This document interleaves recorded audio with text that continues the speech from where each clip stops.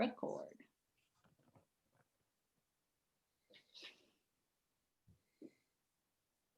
The anticipation. Okay, it looks like we're recording. So we're happy to have Andrew Yeager here with us this morning at the Y'all's Things Considered Coffee Club. I'm gonna introduce him real quick. I know y'all already know him, but I'm gonna give his official introduction. Andrew's originally from East Central Indiana. He graduated from Otterbein University in Ohio. After that, he volunteered at public radio WMUB in Oxford, Ohio, got hooked there, and got his first full-time job in radio at WNIN in Evansville, Indiana. He came to WBHM in 2007 and has hosted Morning Edition for more than 7 years. Andrew has been a periodic contributor to many public radio outlets, including NPR news programs, 1A, and the BBC. Somehow, Andrew is now the go-to person for all things Alabama for BBC Scotland. So if you listen to BBC Scotland and they're doing an Alabama story, you're likely to hear Andrew. But one thing I asked Andrew to do for us, I've heard this before and I love it, is to play one of his most hard-hitting, in-depth, intense interviews. This is the interview that I think just set the tone for his whole entire career as a journalist. Andrew? Okay. I will go ahead and do the screen share because I think that's the best way to make sure the sound comes through. But just by way of background, this is when I was 8 years old, and I had a tape recorder that had a microphone, which provided me a lot of entertainment through those years. So a few years ago, I found the recordings. So, oh, it says host disabled, participant screen sharing. Oh, sorry. That's okay. I can only do so many things at once. Let's see. How about that? Okay, let's try it now. There we go. Sorry about that. Okay, so this is just a couple of minutes long.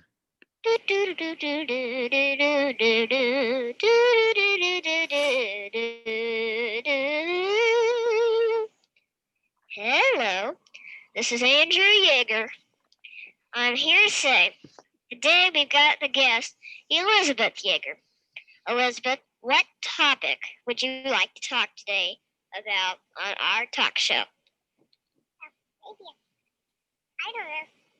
You don't have any certain topic you want to do? Just let me pick. Okay. How about we talk about, do you think that that the government should raise the number of school days in a year? What do you think? I don't know. Yes or no? Do you think they should raise the number of school days or not? Yes. Why? I think they're allowed to.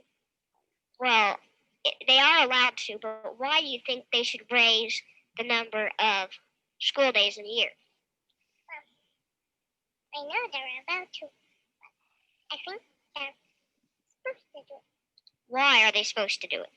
Well, I think the teacher says it's time to raise numbers up. Okay, but why would they say that? I think they like to do it. Okay, what do you think, should paddling in school be allowed? Yes or no? Yes. Why? I think sometimes they're going to get in trouble. Well, if they do get in trouble, do you think the teacher should find some other way to punish them besides paddling? Yes. What other ways do you suggest? Well, maybe spanking them. Well, other ways than spanking. Well, maybe send them on a chair. That's a good way. Have any other ideas? Maybe set them in the room. Well, where in the room?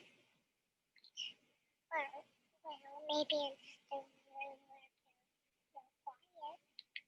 Well, okay, so sit alone? Is that what you're saying? Okay, thank you for joining us on the topic school this week on Andrew's talk show.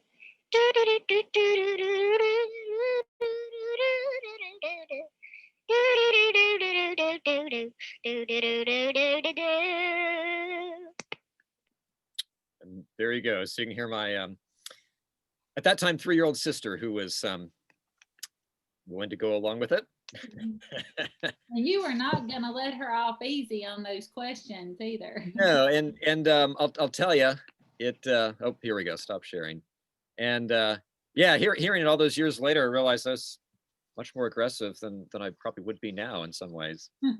So anyway, Audrey asked me to share that, so there you go, a little glimpse into the past. You can, when you hear young Andrew, like sometimes since I've heard that, when I hear him doing like real live interviews, I still hear glimpses of young Andrew in there.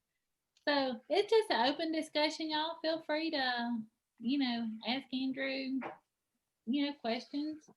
I'll make up Your sister on the school board now? She is not. No, she's actually a speech pathologist. She is in schools, or she's connected to schools because she's a speech pathologist. But no, that would have been a nice twist in that story. I guess she doesn't still recommend spanking her students.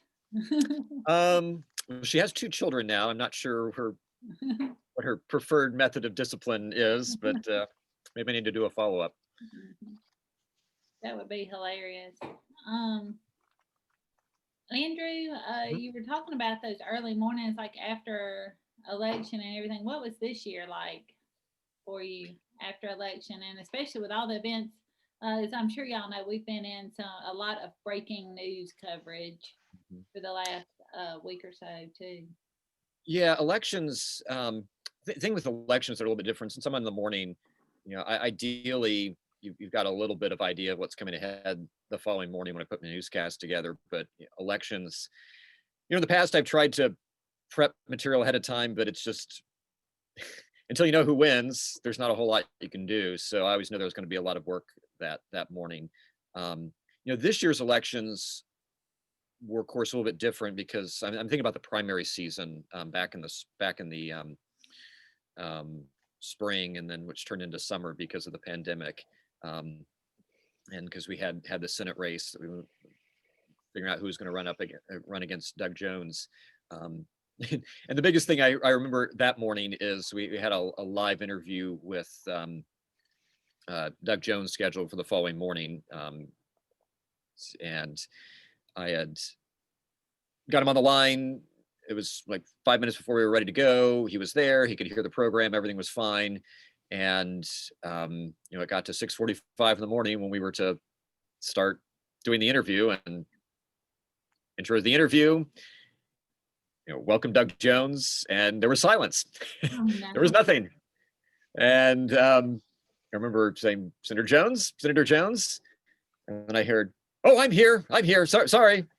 But so everything turned out fine. But when you do live radio, there are those times when you have to figure out how you tap dance on the radio if need be. So it's live. It is live. And especially during the pandemic, when we don't do a lot of live interviews on the air, but generally when we've done them, they've been in studio. And of course, in the pandemic, you don't have that luxury of knowing your person is there in the studio when he or she said he or she would be there. So you just got to trust that line will hold, and they're still listening.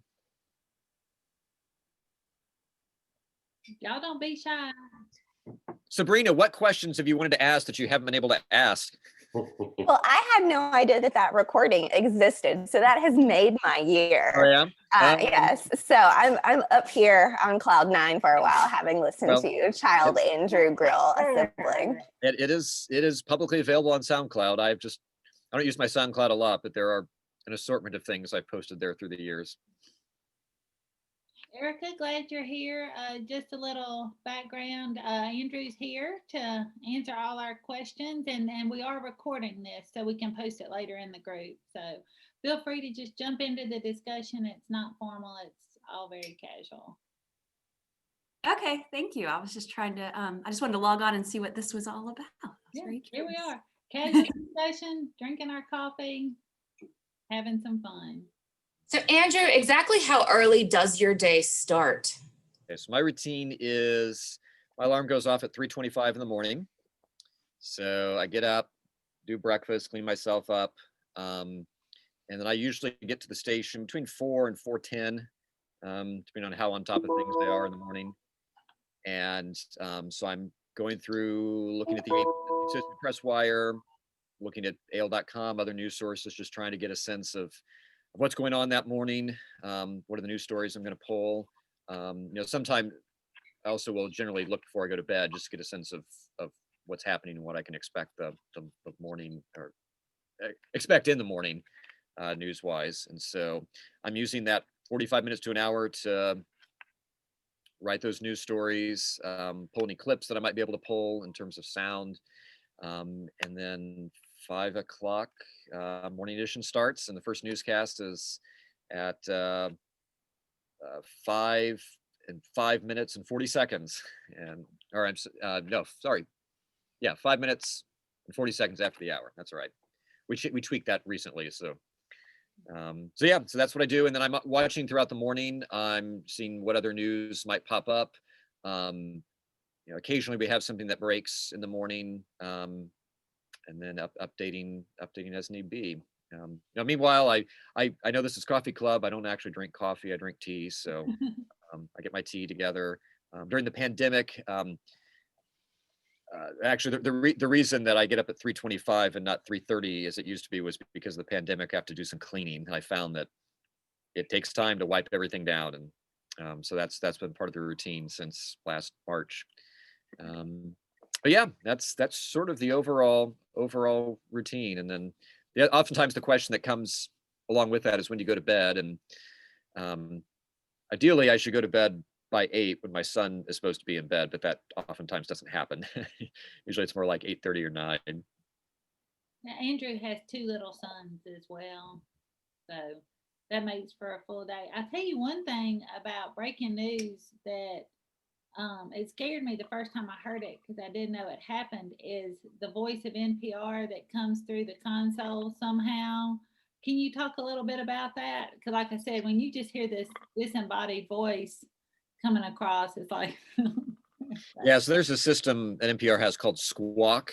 And I see Michael Krause on here. Michael might know if that's an acronym for something or not. But anyway, think of it as kind of like like the announcement from the principal's office in school. So a producer will come on from Washington, and sometimes it's as simple as something as like, we're changing the story order in morning edition. Check your rundown. But in days like Tuesday and Wednesday, when we had live coverage of the impeachment hearing, or the impeachment vote, all those notices about, okay, we're going to give you a break. We're going to give a break at a minute to the top of the hour, and all the instructions around that comes through the Squawk system. So and we have it set up so unless the microphone is on, that voice comes at you automatically. So you'll sometimes be sitting there and this voice will come from the speaker giving you instructions. And if you're not familiar with that, if you're not used to it, it can be a little bit surprising. Yeah, it's how NPR communicates with stations in real time. Email's a little obviously slow when there's breaking news. Text is handy, but then you have to text a bunch, up to potentially thousands of people. Squawk is just a real-time channel, and it stands for don't turn the volume up too loud or it'll scare the heck out of you. No, I don't know. It can be quite jarring if you've never heard it before. But I've actually gotten to meet some people who are like the voice of Squawk. People make their Squawk channel debut. But it's super handy, particularly as Andrew said in breaking news. Stations, literally everyone has to be on the same page at the same time. So that's how you communicate in real time. And I don't know who the morning edition producer is that does the Squawk, but their person generally who does it now is a woman, and she's got to be from the South, because she closes all her messages with "thanks, y'all." And I don't think that someone from the Northeast or the West Coast is probably doing that. Manners is everything, even under duress. Yeah, no, there's have been some exasperated squawkers, I can tell you that, because sometimes the news is just changing too fast, and they'll have just made an announcement not a minute ago, and they'll come back and they'll be like, stations, I'm so sorry. We are now breaking, we're scrapping that plan. We're taking this plan, and you hear sighs and some angst, but it's all good. It all helps us sound. It all helps us sound the same, sound professional, and that way. Andrew, we've got a question in the comments from Gareth. Yeah. He says, other than your sister, are there any interviews that you feel were close to what you wanted going into the interview? And for those of you who joined us a little late, Andrew played a tape that I've just dated myself, played a recording of him as 8-year-old Andrew doing his own talk show and grilling his 3-year-old sister in a very hard-hitting interview. Yes, about school.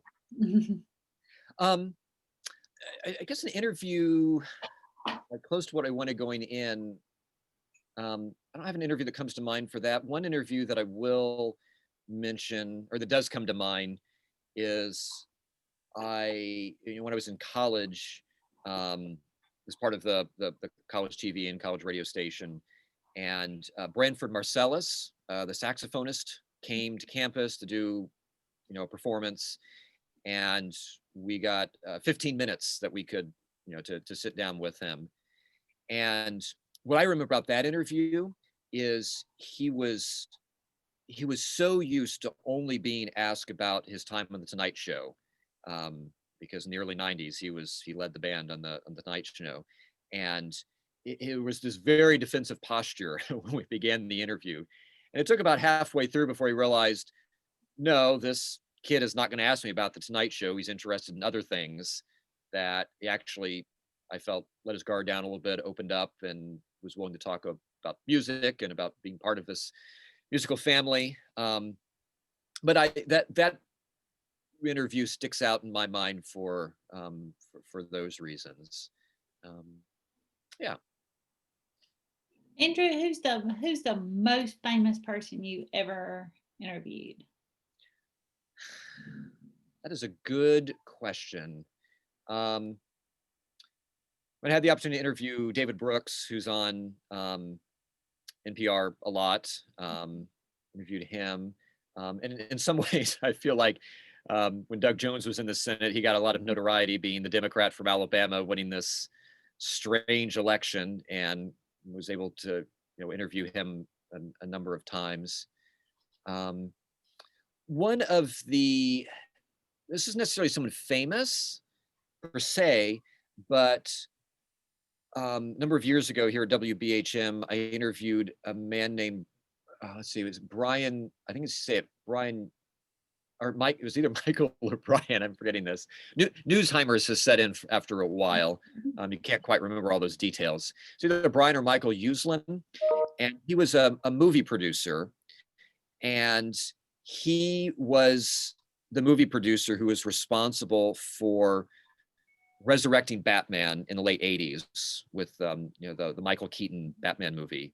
And it was really him that was able to shape Batman from being this 1960s campy TV show to a darker figure, more like what you see in some of the comic books. And I think those interviews like that, where there are interesting nuggets or people who kind of get to the context or the why or the things behind it, in some ways are more interesting than a big public figure who is well known. That's one thing that I like about public radio, is that you hear those stories instead of just the star stories. Mm-hmm. Yeah, and I mean the stars can be interesting to talk to, certainly. There's no reason you shouldn't talk to them, but there are oftentimes other interesting stories from people that might not get the headlines. A quick question. My son Doug Jones' story was I was actually flying out to Canada for work the day of the election, like literally 7 in the morning, I go to my polling place, I vote, and then I go directly to the airport. So all day flight to get to Western Canada. And so it's that evening, the election results have just come in, and my Canadian taxi driver asks me what I think about the fact that Doug Jones won the election. Yeah, I mean, I think that's, it was, and I'll just talk a little bit about that moment, because, you know, that 2017 election between Doug Jones and Roy Moore was just such a strange confluence of events. Because I remember, you know, that Washington Post story that came down with those, you know, sexual misconduct allegations against Moore. I was sitting at an event at the Harbert Center in downtown Birmingham when that alert came down, and we rushed to the station, and within about 90 minutes, I was on Here and Now talking about that. And it really didn't let up for about 3 weeks until that Friday after the election, I think was the last interview I gave about it. And it was just so unique because, you know, the election was it was a special election. It wasn't happening in November. There weren't a lot of other political stories, so there was a lot of attention on it as a result. And then Roy Moore is just such a strange figure, and is just, people can't take their eyes off him. And so we had international media here in Birmingham for that week leading up to the election. I mean, I did interviews with AFP, the kind of the French public broadcaster, ABC, Australian Broadcasting Corporation. That's how I got connected with BBC Scotland, because they reached out to us, on top of the reporting we were doing for NPR and on 1A and Here and Now. And so, yeah, that was just a really unusual time. The closest thing I can compare it to would be the April 27th, 2011 tornadoes, because there was a lot of attention on Alabama at that time, but it didn't have a Roy Moore. So yeah, it's an interesting place to be. You know, the So that single actually- best piece of I'm news sorry. coverage on that, the day after the election, the Wall Street Journal, you know, had the story on the front page. It was next to a story about some real estate investment trust or something that had been heavily into shopping center financing and was exiting that business. So right next to the story about Doug winning is this headline that says, "Big figure in malls heads for the exits," which in the Roy Moore context, I thought was really brilliant. Yes, That's- serendipitous things like that happen sometimes, sometimes not so serendipitously.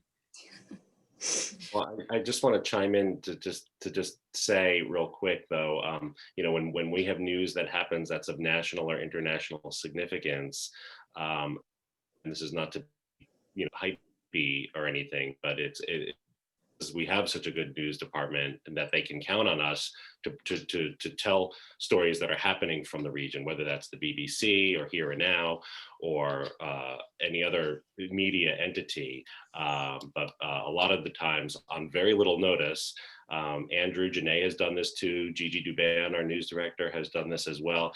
You know, we've got our hosts appear on national programs, and it's kind of strange because you may just think, oh, well, that's Andrew on Here and Now, and you kind of hear it on WBHM, but it's actually going out to every station who takes the feed. So it's, in a way, even though you might not always be able to tell, it's a testament and a compliment to the work of Andrew and the entire news staff. It really Yeah, is. Claudia, yeah. you had a question. Do you want to ask your question? Sure. I was just wondering if, like, you had ever started an interview with an idea, okay, this is how we're going to go, and the interviewee revealed a piece of information that just took the interview in a completely different direction.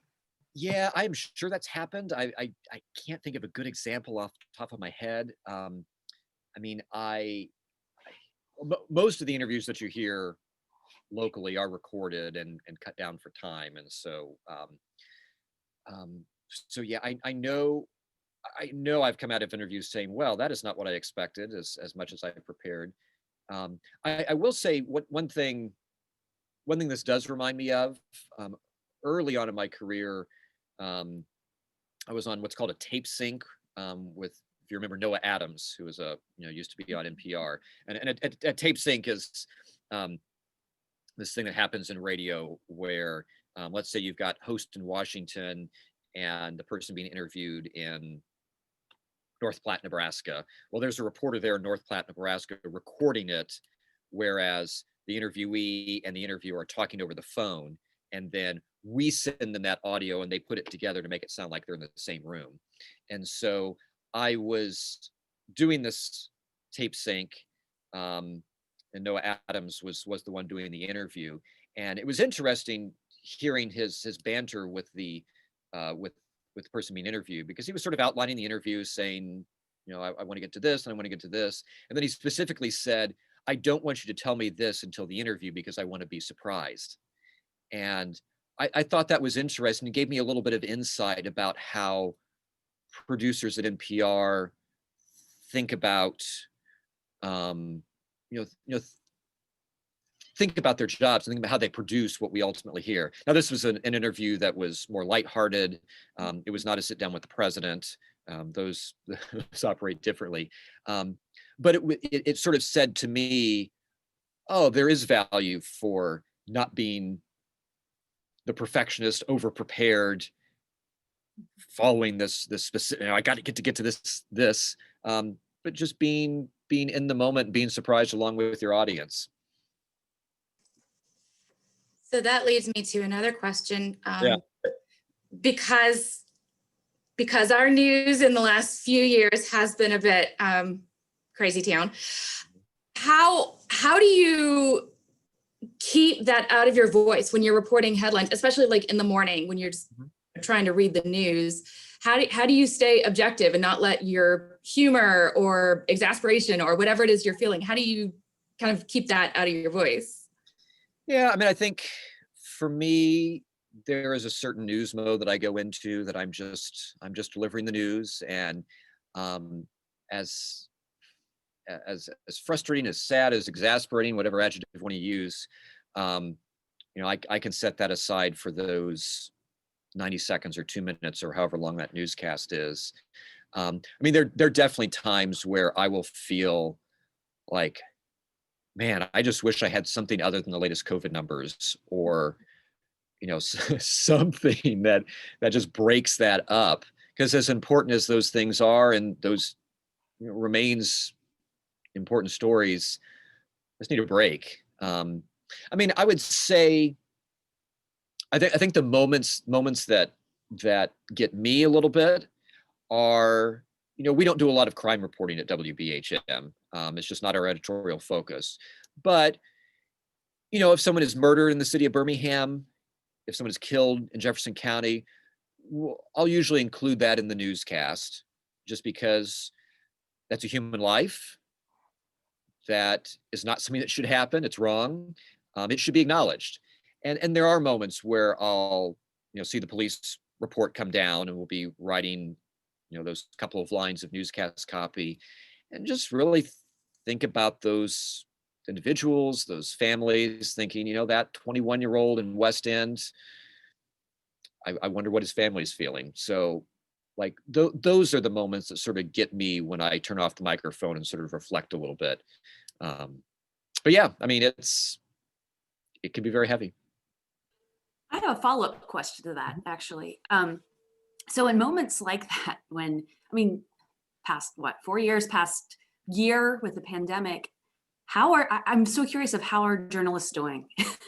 How are you taking care of yourselves? How do you decompress? I mean, do you have like a staff therapist on call? How are you doing? Yeah, I mean, I would say for me personally, I'm probably not the best at it, because just at this stage in life, Audrey mentioned earlier that I have 2 small children. So, if I'm not working, I'm oftentimes involved with that. And, there was a promo for Marketplace the other day that used the line, parenting in a pandemic is a no-win situation. And I really feel that. And my wife probably more so, because she's trying to, this pandemic has hit women so hard, and she's trying to do a part-time job from home in addition to getting children where they need to go. And, just in our situation, like I'm working in the morning, go home, she works in the afternoon, and wash, rinse, repeat. I've heard, some of my colleagues, since they're working from home, sometimes they will just go out and take a walk. It's since they're not in the office and have to be tied to a chair, spread out their day and just take a walk or do that conference call from while they're walking around the neighborhood. Other people have their own routines, whether it is things like yoga. I know someone on here on the call is familiar with that. Just whatever it happened. I will say one thing that I have not experienced, just because of sort of the position I'm in as a white male, and the world still generally works pretty well for us. Journalists of color during last year's protests that came out of the George Floyd killing, they felt that differently. Certainly they're professionals, they can go about their jobs and report. But we had Ayesha Roscoe on, with an event here virtually last fall. She acknowledged, she's a young African-American reporter. She has children. I think she has at least a son. That's a whole nother level when the news affects you very directly. And that's something I have not had to experience. I will say too that we're all UAB employees, and as UAB employees, we have access to all of UAB's counseling resources. All that's available to UAB employees for free. And also on a national level, and I know this because Russell Lewis, who's NPR's Southern Bureau Chief, is based at when we're at the station, he's based at our station. He lives here in Birmingham. But he is NPR's go-to guy when there's a major international disaster, tsunami, shooting in France, all that kind of stuff. Russell's usually one of the first people on the ground. And they have training on coping. There's constant training on coping along with safety and that kind of thing. But they also limit the number of stories that a person can do. So if there's, they won't call him to do 3 or 4 major disasters in a row. They'll call somebody else. So there's multi levels at your place, at your local station, on the national level, on the international level. There's all different sorts of layers because taking care of our reporters is priority. And Erica, I would say more broadly, this is Michael, this is really the benefit of having a staff who's committed and who believes in the mission of public radio. And I'm not saying this to sound hokey, but we all kind of like each other, right? It's like we've all got we've got each other's back, and if someone has something coming up, we're able to sort of kind of back up some people when needed. But sure, yeah, it's been like this monstrous news cycle, and you do wonder if things are going to slow down. But it's a credit to the staff, and it's a credit to our sort of chemistry that we have as a staff as well. Mm-hmm.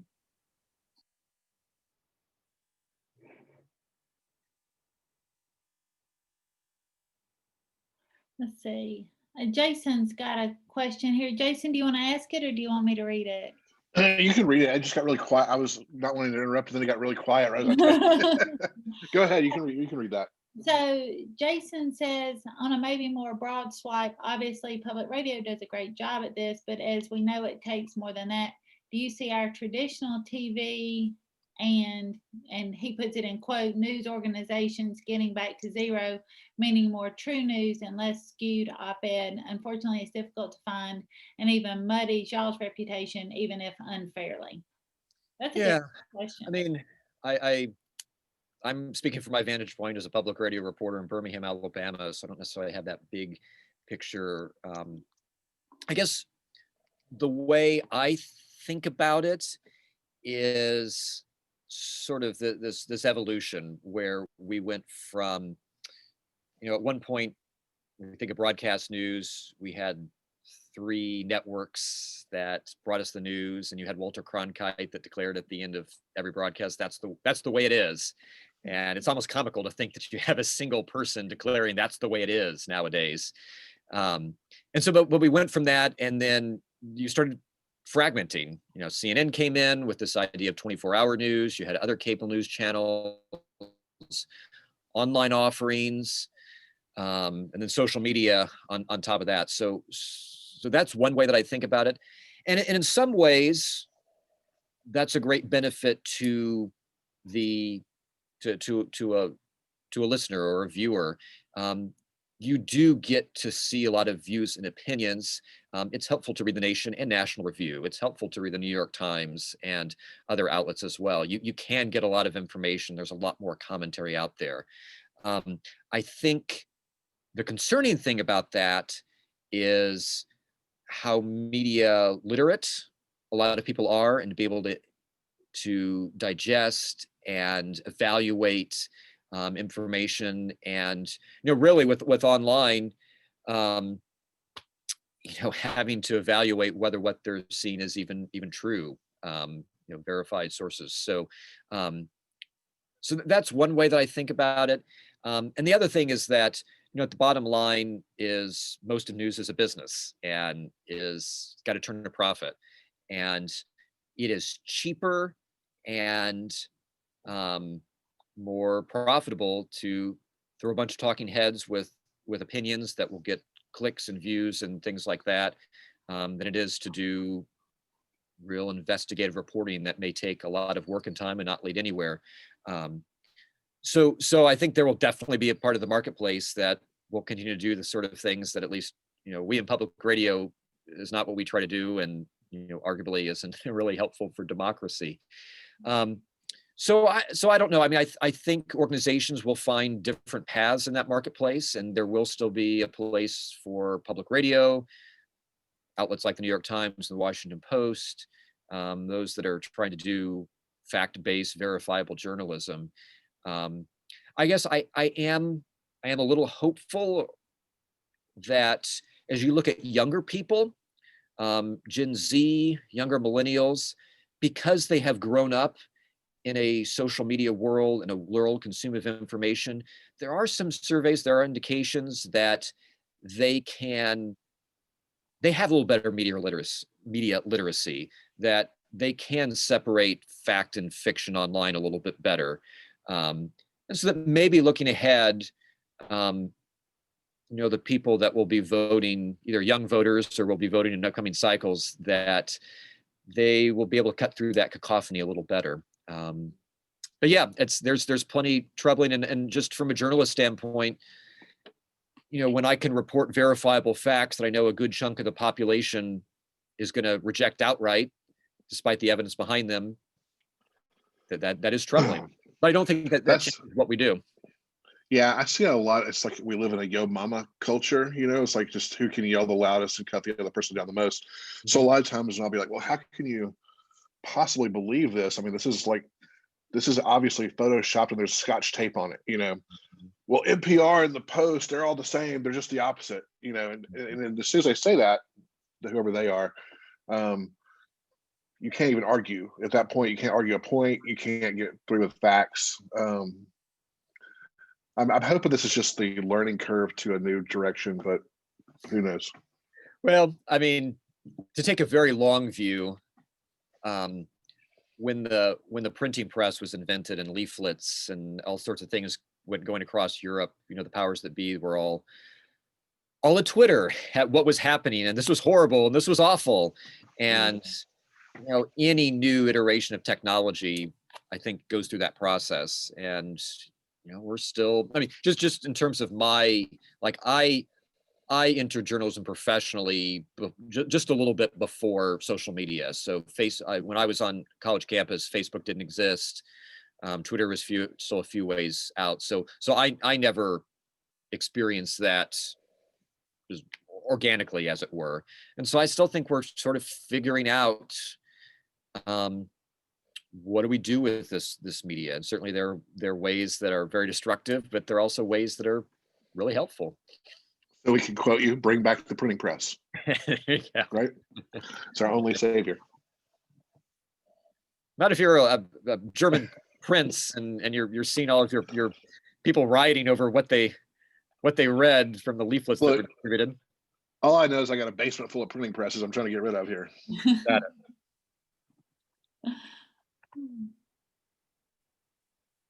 Let's see, Erica has another question. Do you want to ask your question, Erica, or should I read it? Sure, I'll ask it.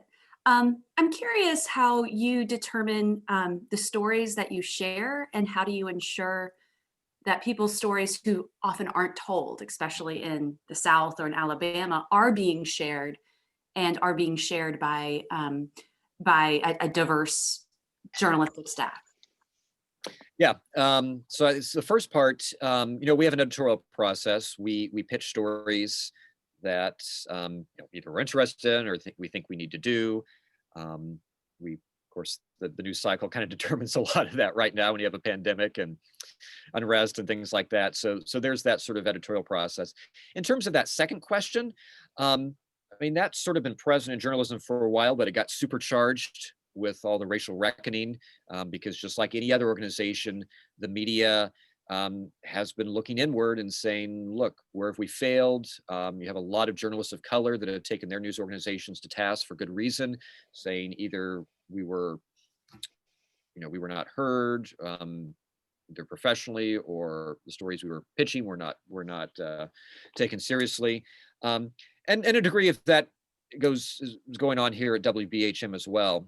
I think part of that is better ensuring that you do have a variety of people working in your organization, so that they're not all reading the same things, they're not all traveling the same paths in the community, that they're connected with different people. That's the number one thing. This is not the case anymore, but at one point I remember 3 of the station's news staff all lived in the same neighborhood, which, your employer is not going to tell you where you have to live, but it does mean we were seeing some of the same things and experiencing some of the same things and missing other things, missing things we probably should have. So I think that's part of it, is your producers, your reporters, the people in your organizations need to represent a variety of people and backgrounds and places, and hopefully that variety flows up. And then I think it's the reflection of asking yourself, what are we missing? What gaps in our coverage? What gaps are there in our coverage? What should we be putting more effort in? And being willing to be self-critical. And I think there's, with every organizations and media organizations, there's all sorts of internal turmoil over this, and people get defensive but there was something I heard a talk from Audie Cornish, who is African American. She grew up in Boston, daughter of immigrants, and the way she talked about the idea of diversity, she said, it's not about one person being better than the other, or one person or one story being more valuable than the other. It's about, you bring a certain set of tools to the table. And so Audie was in Nashville for a while, and she remarked that Debbie Elliott, who's an NPR reporter from the South, lives in Alabama, she said, Debbie can get ex-Klansmen to talk to her and tell her things that I never would. And that's how I feel about it. There are certain people who will not say things to me that they will to Janae, my colleague, who's a Black woman from New Orleans. That's not good or bad. That doesn't make me a bad reporter or her a better reporter. It just means we have different tools, and we need as many tools as we can get in our newsrooms to better ensure that we're getting a variety of stories that ultimately helps the listeners understand their world better. Erica, just to speak real quick to back up something Andrew said, I distinctly remember in terms of perspective. We were in a news meeting and we were doing a story about football, about I think it was about high school football. And one of our reporters, who's African-American, was a Black woman, she said, well, let me ask you this, you get a school district such as one of the over the mountain school districts versus a school district, say, in a predominantly Black neighborhood. You know, these over the mountain districts, they're getting maybe new equipment every year. And these other school districts are probably maybe having to recycle the same equipment for a couple of years. And with all the technology in helmet stuff, are they at greater risk for traumatic, like brain injury or something like that? It was like, wow, like what a great perspective that, I mean, I don't want to speak for anyone else, but I mean, I certainly didn't consider it. And it turned out that the answer was actually no, it doesn't make a difference. But the point is, those are exactly the kinds of questions that we need to be asking. And to Andrew's point, that's what happens when you have a staff that has just different perspectives, that lives in different neighborhoods, that comes from different backgrounds. And it's an ongoing thing. It's got to be, the organization's got to be committed to constant self-reflection. You know, we have the story that we've been batting around in our newsrooms, particularly with the new year, as you know, New Year's are a good time for reset and reflection, but just what is a WBHM story? And we still debate that, and I think that changes over time.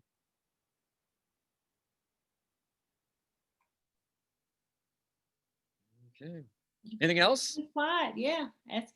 This is your I'm the chance. only one here that doesn't work at WBHM. I'm looking at all these faces.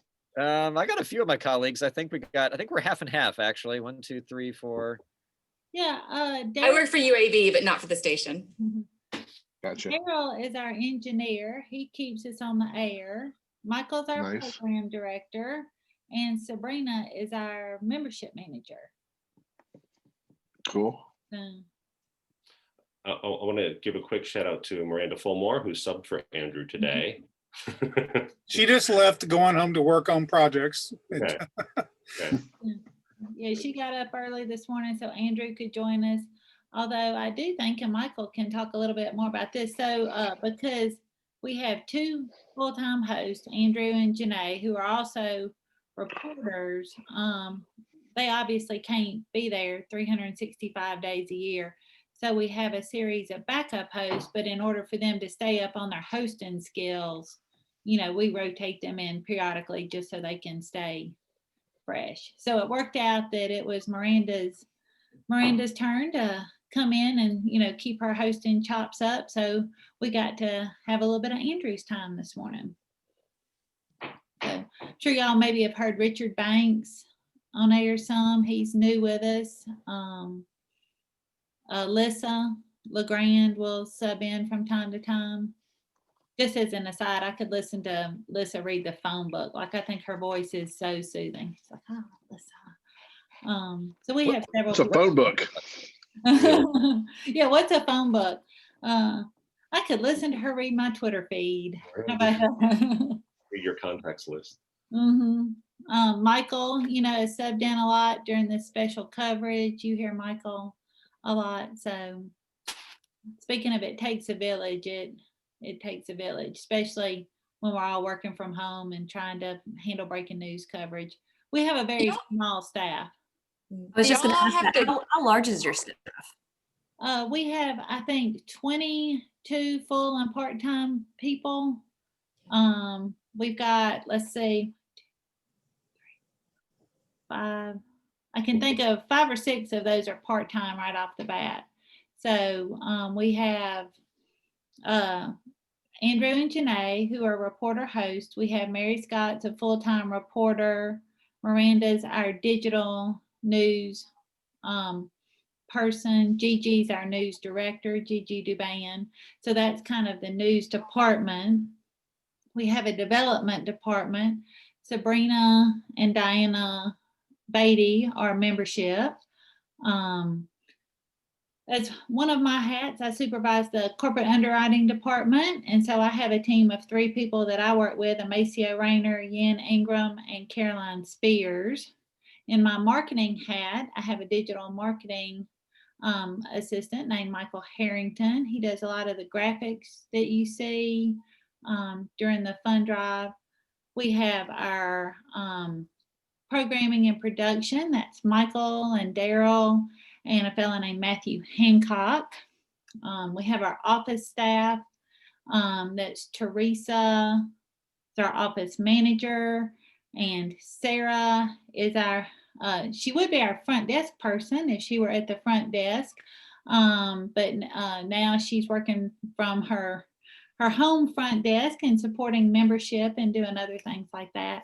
And we have our interim general manager, Will Dahlberg. Is that everybody? Yeah, I think so. And Audrey, you just passed 10 years here. And if I remember right. This year, 2011, 10 years. And so, we've, over the last 10 years, we've roughly doubled the staff, I think. Does that sound right, Michael? Yeah.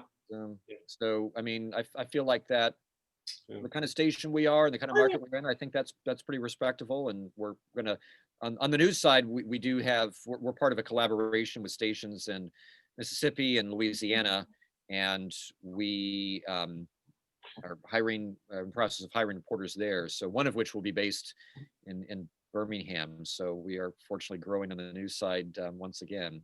And before I get in big trouble, let me acknowledge the rest of our on-air voices: Lissa, Nancy McLemore, Tim. Oh, I'm under pressure. Tim Staff, and Richard Banks.